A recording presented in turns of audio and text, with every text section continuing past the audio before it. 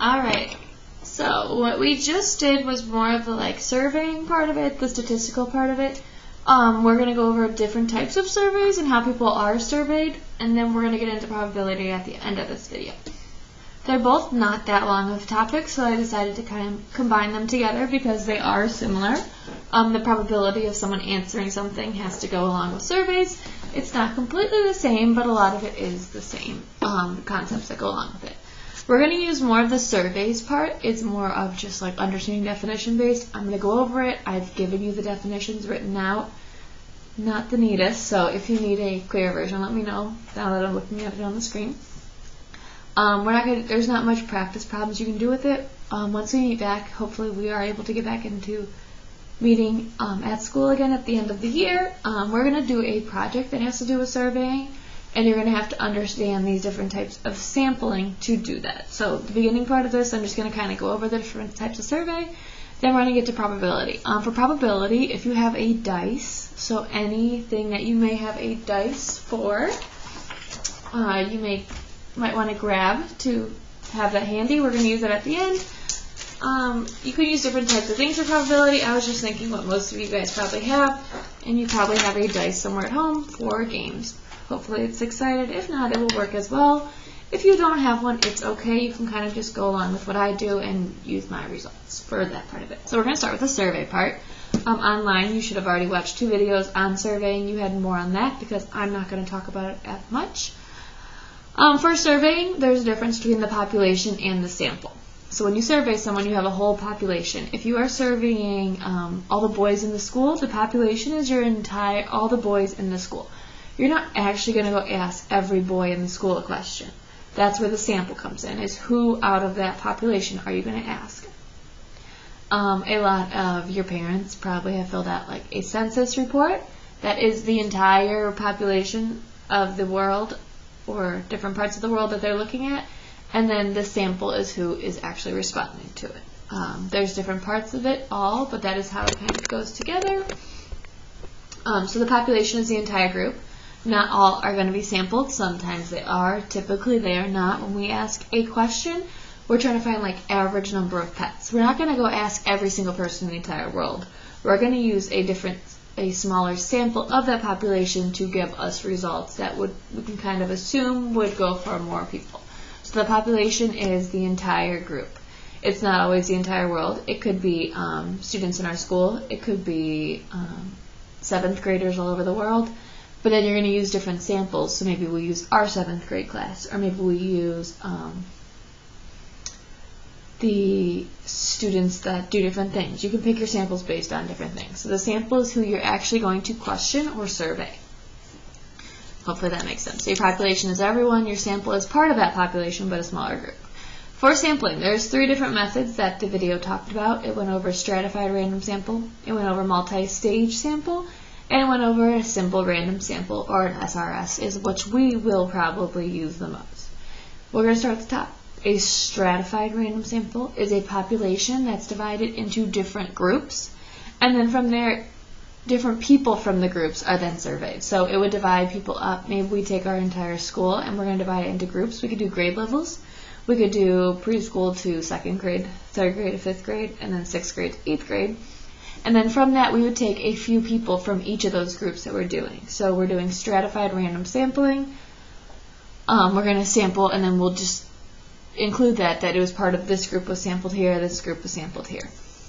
For a multi-stage sample is where you're going to do the same thing. You're going to divide them into groups, but you're going to take parts of each one. Whereas a stratified random sample, you're using one group. If you're dividing them into groups, you're looking at that one small group of it. For a multi-stage sample, you're going to still divide them into groups, but you're going to ask different parts of the questions at different times to different groups. So this is the most complex one. We are not going to really use the multi-stage sample because it comes in different parts. You're going to ask different questions. It's more of a sample that goes and goes. What we're going to focus on is the one that I hope that we can all understand right now is a simple random sample. That is when you take an entire population and you give everyone a completely equal chance to be chosen, which has something to do with the probability here. So if we took everyone from our school and we put everyone's name in a hat and we picked out random names, that is a simple random sample because every single person had the same chance of being chosen. you're just pulling at random. If you're just using our class, maybe you give everyone a number. So we give numbers 1 through 14, and you pull 3 numbers out of a hat, and whatever numbers are chosen, whoever that number represents is who you would sample. So that's when we're going to use a lot. Most samples use this because it's easiest to get people for. It's the most random. Some of the videos talked about bias, where you're trying to avoid bias. You're trying to avoid only picking certain people because of certain things. So if you're giving a sample, you would want to ask more than just the group of people that you hang out with in class. Or you'd want to ask more than just the girls if you're asking a question that doesn't just apply to girls. Okay? So hopefully that makes sense a little bit. You have these notes there in a PDF form. What we're going to kind of get into is more the probability of something, which is the chance of something occurring. So how likely is something to occur? After this video, you are going to do these 3 problems. They're very simple. The one is you have a bag of marbles. You're telling me the probability of me pulling each marble. You don't actually have to do it. Put the marbles in a bag, but you have to determine what the probability is. Probabilities are fractions. Hopefully after this video it makes a little bit more sense. You're going to do a spinner probability. We're going to do some of those today. And then you're going to pretend that you have numbers 1 through 9 in a bag. And then you're going to tell me what's the probability of pulling a 2 or a 6. That's a combined probability. That's more of a tricky one. If you are unsure, give me the probability of pulling a 2 and give me the probability of pulling a 6. And then we're going to go over this. So this is what you are going to show me next Tuesday when we meet on Zoom. So hopefully that makes sense. We're going to start with our goals. I should have done this before. These are kind of my notes I'm doing. We're going to do understand the different ways to sample, which we have just done. If you have questions on that, please bring that to our Zoom meeting. As I don't want to dive too much into different topics, we're really going to use the SRS, or the simple random sample, where you're giving everyone an equal chance. We're going to do a lot of this, hopefully, if we are able to meet back together and do a little statistics project for this. And then the last goal is understand and use basic probability. So that's what we're going to use a lot of today. The probability is the chance of something occurring. So if we look at this point, if you don't have a dice, if you would not mind going to grab a dice, pause the video if you would like, and go grab a dice. Hopefully it's 6-sided. So go ahead, pause, grab one. If you can't find one, that's okay. You don't need one, but it would be probably a little fun and helpful if you do have one. So hopefully you have a dice. We're going to kind of just deal with general probability. You've all probably done the flipping a coin before. You have the same chance of it heads or tails. You can understand probability that way too. If you are unsure of the whole probability, we'll go back to that when we meet, but I'm assuming we all understand the probability of flipping a coin. We're going to use a little bit more complex methods, still pretty easy, of rolling a dice. What we're doing today is the probability of one event occurring. We're not doing compound events yet. That will be next time.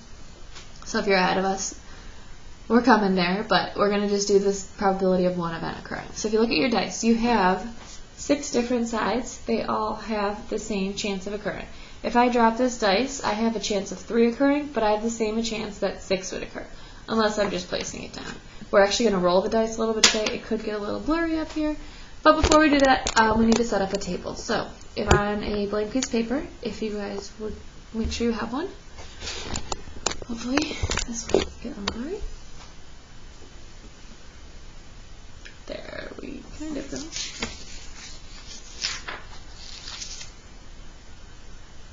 There we go. So if you look at your dice, you have different numbers on your dice.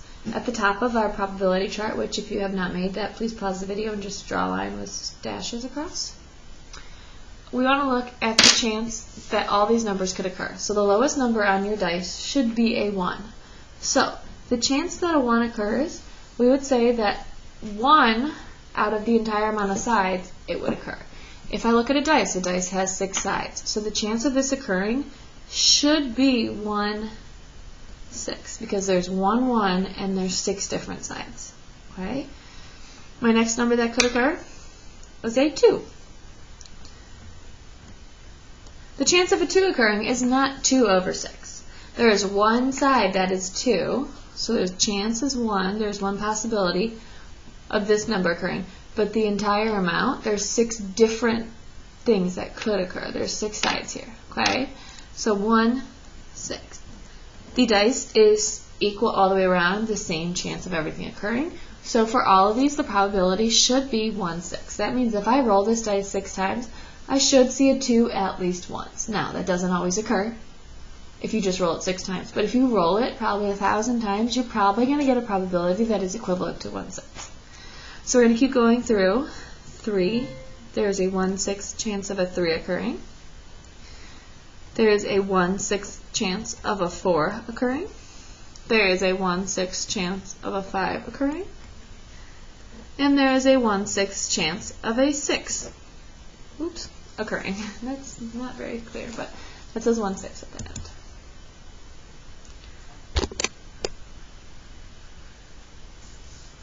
So make sure you have the probabilities at the top. These are the theoretical probabilities, what should occur. When we're actually doing it, the probabilities will be different. So we're going to kind of go through that. If you guys would like, you may roll your dice at your own speed. You may come up with your own results, and you can kind of compare them to mine. I'm going to go through the first few. You can just watch if you have your own dice. If you don't have your own dice, you'll just go through with me and do it. So what you're going to do is you're going to take your dice, you're going to roll it. My number I got was a 3. So under 3, I would put a tally mark, because that means I've rolled once and I got a 3. We're going to start by rolling it 6 times. So you're going to have 6 different tallies. So if that still is confusing, you're going to pick it up again, roll it again. Mine says a 4. That looks like a 5, but that is a 4. My dice is not a very good one. Okay, so then I had a 4 occur. Put a tally at the 4. Go ahead and get 6 data points on here. So we talked about data points last time. So if you have your own dice, pause this, do your own 6. If you don't, then you'll just keep watching with me. If I roll it again, I have a 5. So mine is just going up in order. That's not always going to occur. Roll it again. Got a 6. If I roll it again, I got a 2. And if I roll it again, I got a 5. So this is a good amount to have. It's pretty good probability here. So when you see all these, this is 6 total. My total is 6. I've rolled it 6 times. I'm trying to look at the probability of a 1 occurring. I had no 1s occur. You might have had some 1s. You could have had all 1s if you really did. But I had 6 total, so my total goes on my bottom. And how many 1s occurred? I had no 1s, so I had a 0 out of 6. That does not match my theoretical probability. That does not mean it's wrong. It just means that what I actually got was different than what it says I should get. And you are not always going to have the same answers, okay? If I look at a 2, I got a 2 1 out of 6 times rolling it. So I rolled a 6 1 6 times. You will notice here they do match though. So there my probabilities do match. If I look at 3, I 1 time out of 6. 4, I had 1 out of 6. And 5, I had a 2 out of 6. Or you could simplify that to 1/3. And here I would have 1 out of 6. This does not mean that a 5 should occur 2 out of 6 times. It just means that it did. We are hoping to get as close to this as possible. Now, my results are pretty good. Some of you guys might have had like 4 5s. That's okay, because the more you do something, the better off your chances of something actually occurring are. So what I want you guys to now do, draw a little line across there. We're going to extend our lines down. I want you to roll your dice 30 times, okay? So go ahead, roll it 30 times on your own, and then once you do that, you can replay the video and I'll go through mine really quickly. If you don't have a dice, try and keep up as I roll mine. I'm going to pick a better dice that doesn't have marks where it shouldn't. So here's a better dice. My 4 before was a little messed up and hard to see. So I'm going to go ahead and roll this dice 30 times, put a tally each time you get something. So I got a 6, a 6, a 1, a 2, a 1, a 1, a 3, a 2, a 4, 5. That is a 2. That is a 4. 4. That is a 2. That is a 2. That is a 4. That is 6. Another 6. Say that one. That is a 1. It's another 6. A 5. A 4. It's 15, 22. 8 more. 2.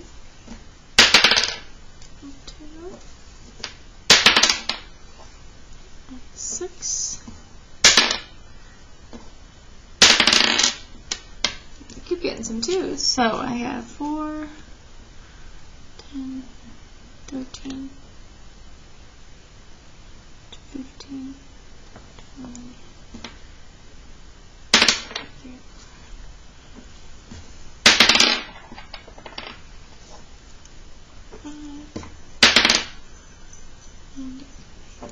Okay, so I should have the correct amount now. Yes. So I do have 30 on here. You should have your 32. You'll look that mine are a little bit spread. If I'm looking at 30ths, let's see what the probability of everything occurring was. Yours are probably different. I'm going to do the first, and then you can go ahead and see how I'm doing it, and then go ahead and do your own probability. So my first one, I have 4 out of 30. Okay. My next one, I have 5, 6, 7, 8 out of 30. I have 3 out of 30. I'm counting up my total out of 30 and seeing what it actually is. Okay. So go ahead and make sure you have your own. Here I have 5 out of 30. Here I have 3 out of 30. And here I have 7 out of 10. So the way to see if my probability is similar is I gotta think if I have 1/6 is my original probability, I want to find what's the equivalent to 30. So how many out of 30 should I have gotten? This is a ratio, this is an equivalent fraction. You're trying to find how do I get from 6 to 30. You're trying to think 6 is smaller, so 6 times what is 30? Or you can do 30 divided by 6 and your answer you would multiply by. So it is 5. If I multiply by 5 on the bottom, I need to do the exact same on the top. So my theoretical probability should have been 5/30. You'll notice I have one that did actually hit exactly at 5/30. Some are below, some are above. The way to get as close to your actual probability as possible is to do as many trials as you possibly can. So maybe you do 600 trials, maybe you do 100. The more you do, the closer you will get to your actual probability of something occurring, which we're going to work with. But this is just finding probabilities and comparing them to the theoretical, what should occur if I didn't actually roll it. So what am I expecting to occur? It's not always the same, but it's in the general area. So hopefully that made sense with rolling the dice on what we would get. If you have your dice, make sure you bring this on Tuesday as well, because we are going to start going over this on Tuesday. Okay. Alright, so the next part we are going to do is looking as if I have a spinner. So a lot of times spinners, if we were in class, I would actually give you guys a spinner and we'd make one and we'd actually spin them and see what would occur. For this, we're just looking at the theoretical probabilities of something occurring. So the first part says, what's the probability to land on a section that does not have an even number? So if it's not an even number, that would mean it would be an odd number. So I'm looking at odds. My first thing is I need to total up how many odds do you actually see. So I'm going to go through my spinner. You don't have to create this. You may if you want. So if you want to pause it and create it, you would go through and actually see I have 1, 2, 3, 4. I have 4 numbers that are odd. I'm also going to think about what is the total that I have. So I have 4 chances of hitting an odd number, but out of what?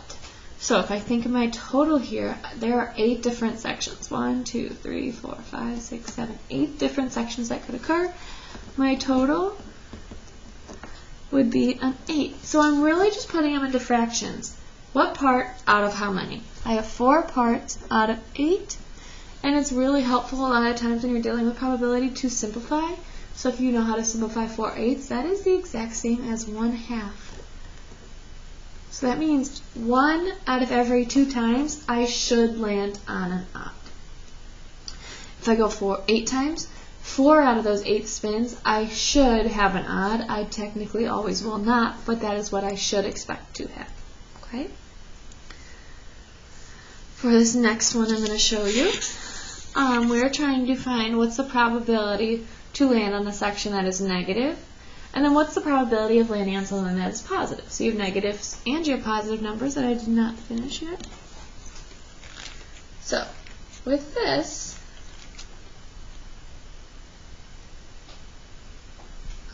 we're trying to find what's the chance of something negative and what's the chance of something positive. You got to find how many negatives do I have, how many positives do I have, and what's the total, and your answer would be 2 different fractions. So take a second, pause this video, and actually try and solve for that.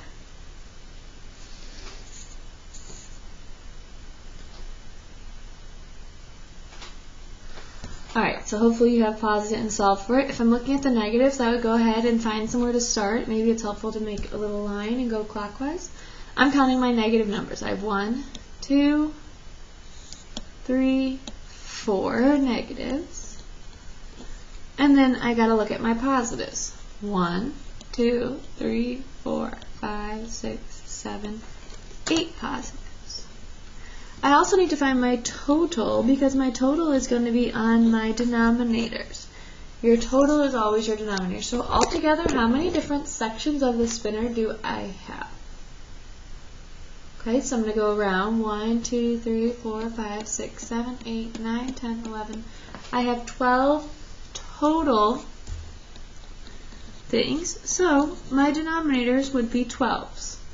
Then I can say that if I spin this 12 times, I would expect to get a negative 4 times, and I would expect to get a positive 8 times. You can also simplify these down, which this simplifies to 1/3, and this one would simplify to 2/3. And if you look, they add up together because I'm looking at both parts of the number. Okay, I'm going to have you guys do this last one on your own and bring it on to Zoom class when we come on Tuesday. I want you to find the probability of getting a vowel. So if I look, I have 8 total sections of my spinner. My vowels are A, E, I, O, U. You don't have to worry about why because I didn't put any on here for that reason. I want you to find the probability of a vowel occurring on this.